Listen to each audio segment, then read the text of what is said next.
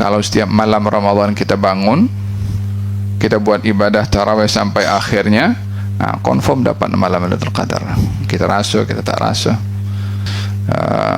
Tanazzalul malaikat, malaikat akan turun banyak sekali.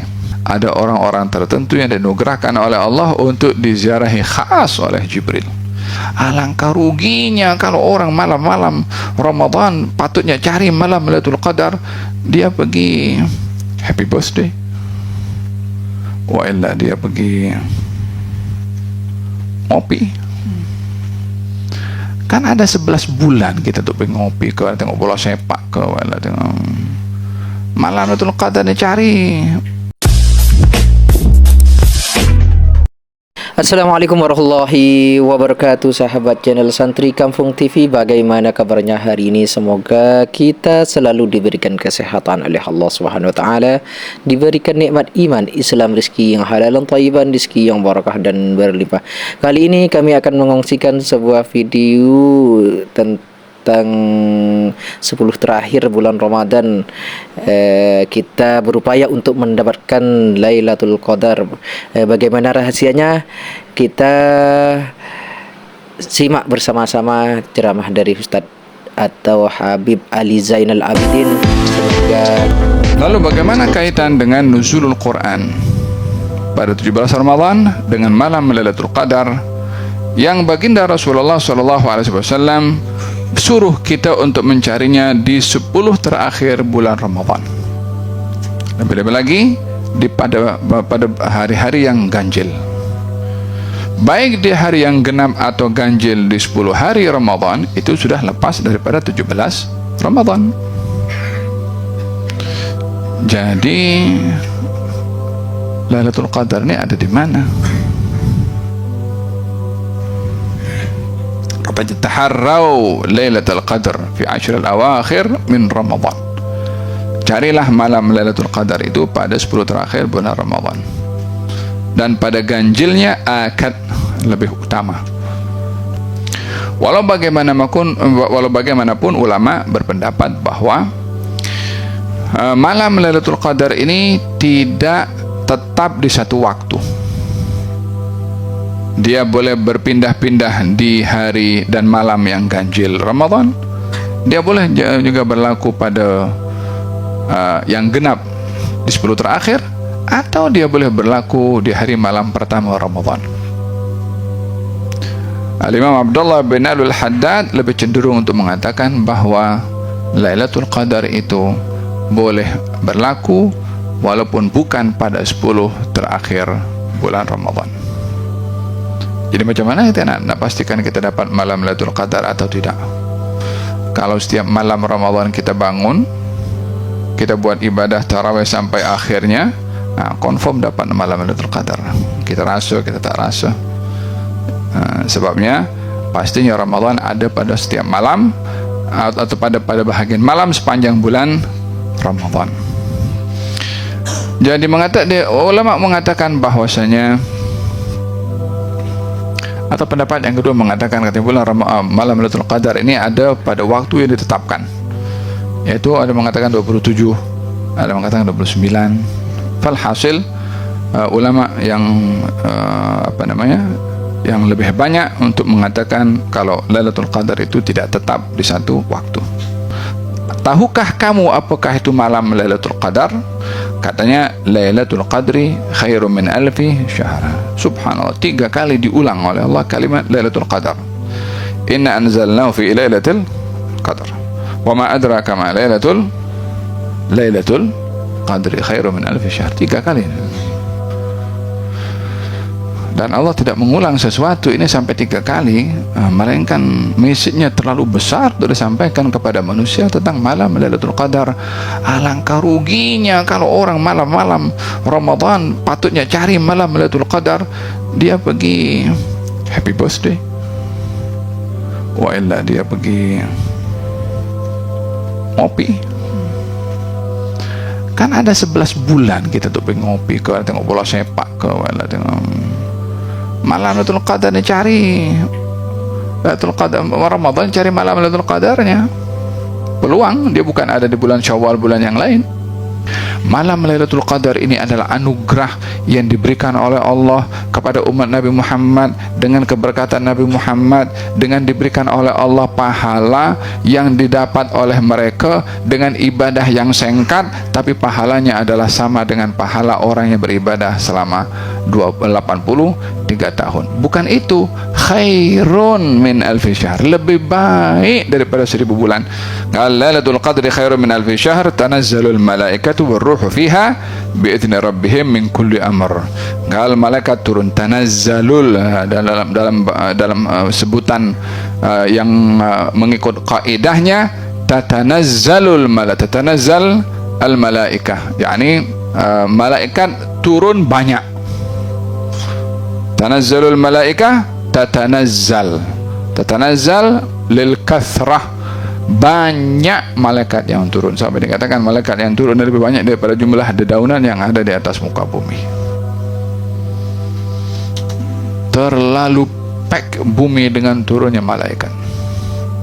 Lesh, untuk apa malaikat turun? Yang disuruh beribadah manusia, yang dikasih malam Lailatul Qadar manusia. Lah malaikat turun pasal apa? Malaikat bukan datang untuk tarawih dengan kita. Nak cari berkat yang Allah kasih kepada manusia, malaikat pun turun. Nak ucap tahniah, nak berkongsi berkat, nak bagi tahu betapa besarnya pemberian Allah, sehingga makhluk suci yang namanya malaikat bertugas di langit turun untuk mencari keberkatan tersebut. Allah, sebaik-baik yang dilakukan oleh Allah Subhanahu wa taala adalah sebaik-baik yang diberikan kepada kita. Falhamdulillah, alhamdulillah, alhamdulillah, hamdan yuafi ni'amahu yukafi'u mazidah. Ya Rabbana lakal hamdu kama yanbaghi li jalali wajhika wa li 'azimi sultanik. Subhanaka la nuhsi thana'an 'alaika anta kama thanaita 'ala nafsik. Alhamdulillah, alhamdulillah, ya Rabbi lakal hamdu ya Rabb.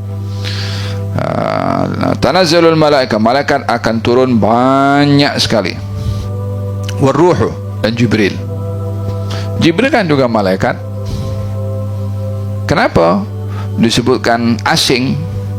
Tanazzalul malaika, malaikat turun. Jibril, Mikail, Israfil, semua, Munkar, Nakir, Ragib, Atid, semua turun.